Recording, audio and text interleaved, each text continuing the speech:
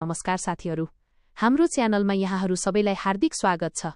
आज हामी हरेक नेपालीको भान्सामा सजिलै पाइने तर स्वास्थ्यका दृष्टिले अत्यन्तै महत्त्वपूर्ण मानिने एउटा प्राकृतिक खाद्य पदार्थको बारेमा विस्तृत रूपमा कुरा गर्दैछौँ। त्यो हो लसुन। सानो आकार भए पनि यसको गुण धेरै ठूलो मानिन्छ। धेरै मानिसहरू बिहान खाली पेट काँचो लसुन खाने गर्छन्, कसैले महसँग मिसाएर सेवन गर्छन् त कसैले रक्तचाप, रुघाखोकी वा रोग प्रतिरोधात्मक क्षमता बढाउन यसको प्रयोग गर्छन्। तर के यी सबै दाबीहरू वैज्ञानिक रूपमा सही हुन्? लसुनमा वास्तवमै के कस्ता पोषक तत्त्व हुन्छन्? यसले शरीरमा कसरी काम गर्छ? कति मात्रामा खानु उचित हुन्छ? धेरै खाँदा के कस्ता समस्या आउन सक्छन्? र कसले लसुन खानुअघि विशेष सावधानी अपनाउनुपर्छ? आजको भिडियोमा हामी यी सबै प्रश्नको उत्तर वैज्ञानिक अनुसन्धानका आधारमा सरल भाषामा बुझ्नेछौँ। त्यसैले यो भिडियो अन्तिमसम्म अवश्य हेर्नुहोस्।